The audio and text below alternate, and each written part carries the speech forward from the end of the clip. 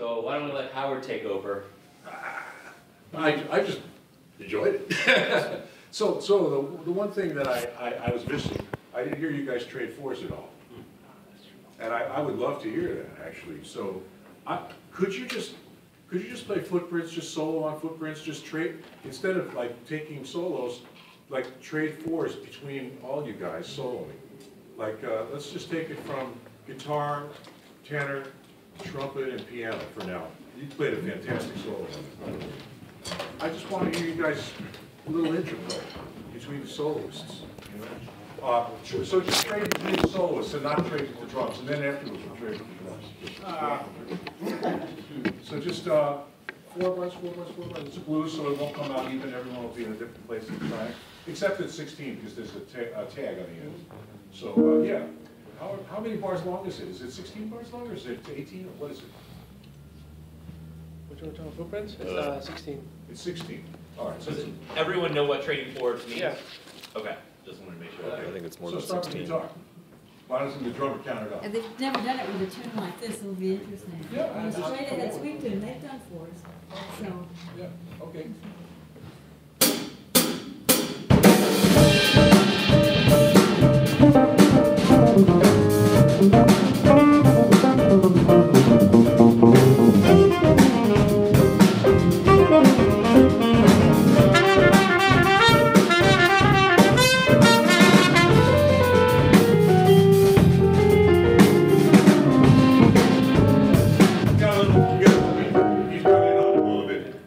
It's a full 4 bars each, right? Start it again. Yeah, so you guys think of it as twice as long as you need.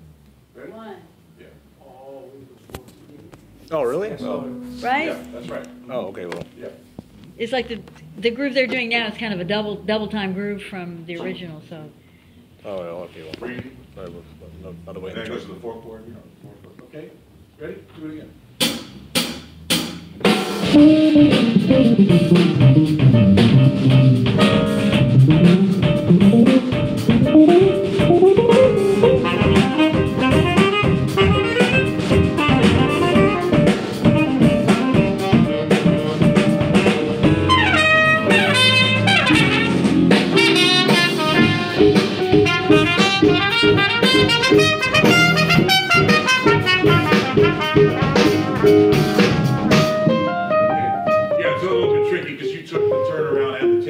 But it's a tricky tune to do that with.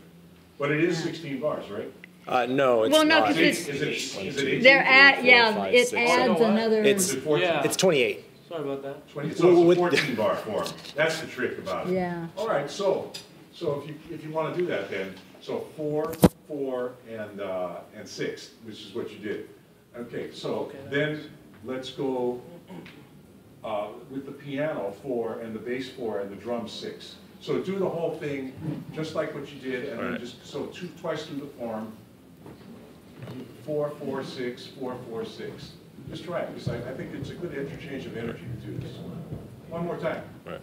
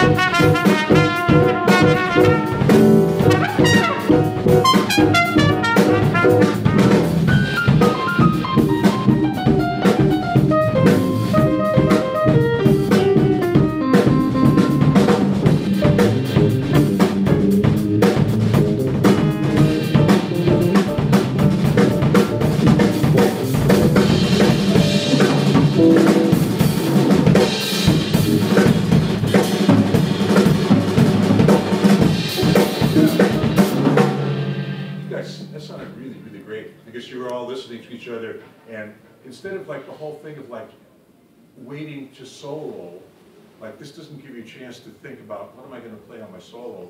It's more like everyone is part of the groove together, you know.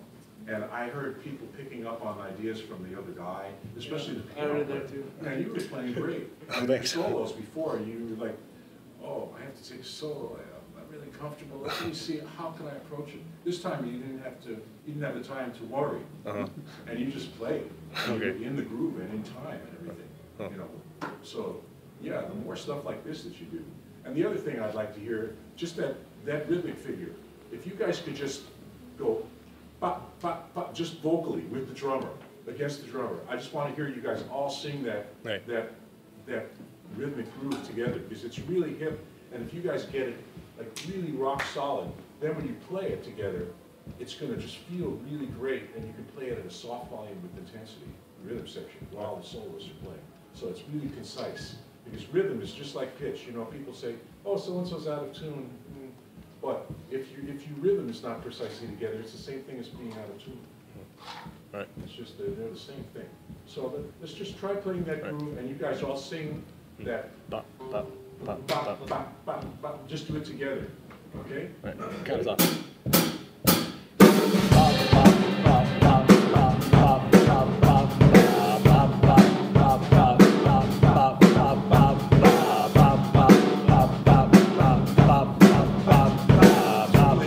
Okay, great. Now I just want to hear the pianist do it, just by himself with the drums. All right. Play it while you're saying. Oh, okay, sure, sorry.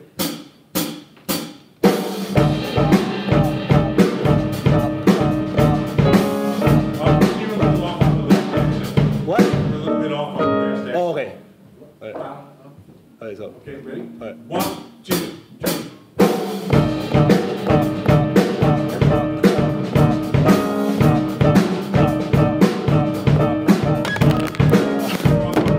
Another one, but I like the sound of your phone bass. Yeah, that was So why don't you do that with the guitarist and you together with the drums? Okay. Okay?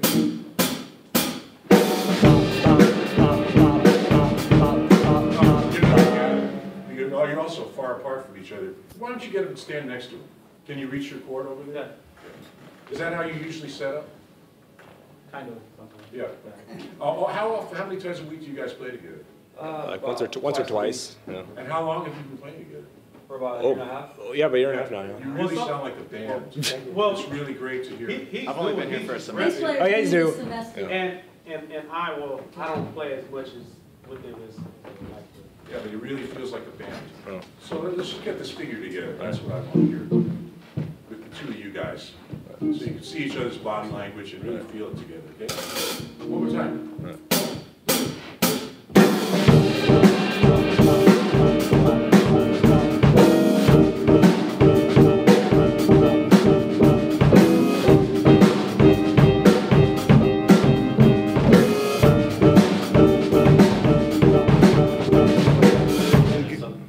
There's a discrepancy in there. Did you hear it?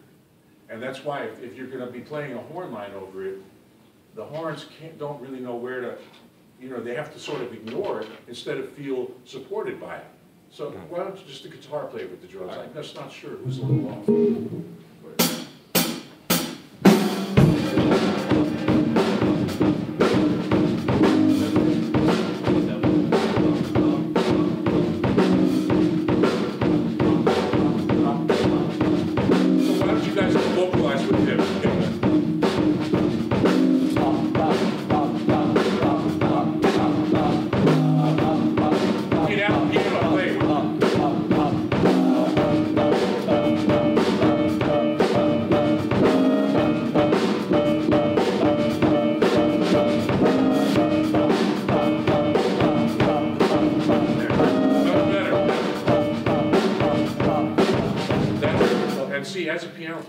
One of the problems with jazz piano, there's so much information that's going on, like worrying about your left-hand comp, because I'm a piano player, it's my first instrument. Yeah. And you sometimes, like when it comes time to play a rhythmically precise piece, jazz pianists are like kind of on the backside of figures, because they're thinking about all the notes they have to play, and you have to think more like a percussion instrument. Okay. It's more important to play the rhythmic accents correctly almost than it is to play the notes correctly. Okay. So make sure your hands go down the keys at the right millisecond. Okay. And learn how to. Do you play a percussion instrument? No. I mean, You should pick up a cowbell and play along with Latin stuff. You're a vocal player, right? I mean, I can play a little bit, but nothing serious. No, but I heard it in your horn playing. I heard that you're a percussionist.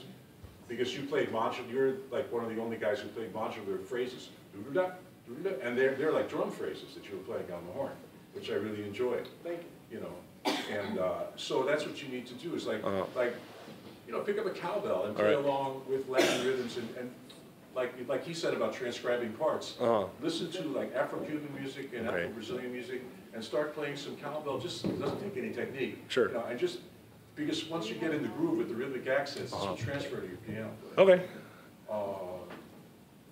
Yeah, real quick, Howard, if I can jump in. I just wanted to say one thing that helps me a lot with stuff like this too is subdividing in my head, or even sometimes audibly. Like when I was singing it, I realized when I was singing it with you guys, I was singing this bop bop bop bop bop bop bop bop, and I'm making like a little click on the downbeat before singing on the upbeat, and that helps me keep that upbeat where it's supposed to be by marking the downbeat, you know, either mentally or even sometimes audibly. Okay. That might help. Great. Okay. That's all I wanted to say. So that's mostly what I wanted to do, just see you guys interact with each other and, you know, take strength from each other and play more things with trades or even like duet solos and things like that. Mix it up as much as you can because you have a really nice rapport. And, you know, when the more you interact with your fellow band members, the more excitement is generated for people listening to you. You know, yeah, you guys play really great. Thank you. Thank you. Yeah. I don't know if you have anything. Actually, I thought of one thing, and I may embarrass myself because I'm sure Howard is much more knowledgeable than I am on this matter. But I wanted to talk to the comping instruments about chord voicings. You know, you should check out all the different ways you can play certain chords. So if a tune's like in C minor, right? Sure. So you can play, you know, C minor 7 in so many ways, right? All these different voicings, right? And then also check out little alterations to these chords. So for instance, on that tune, because the C minor is a 1 chord, I often would like to hear like that sound, like maybe get the major 7 in there sometimes, or the 6. You know what I'm saying? Instead of always playing a C minor 7. And again, you can play all this stuff. All that works over that C minor. Moving clusters. And that I was going to mention to you too. It's just I didn't want it to turn into piano lesson. Yeah. But before I mention the piano stuff, also another thing that you can do that will make you grow tremendously as a musician, except the drummer. This won't make the drummer grow tremendously as a musician. Is to transpose this music to other keys. Okay. Unless you can transpose you can retune your drums if you want. But like. Take a tune like Red Clay and put it up a half step and see what happens. See what happens to your mind. Do you want to try it? You weren't reading that, were you guys? No. Yeah, play it up. So why don't you play it up a half step? Because what I do when I practice, I transpose tunes to all 12 keys when I practice. Larson, you know this stuff.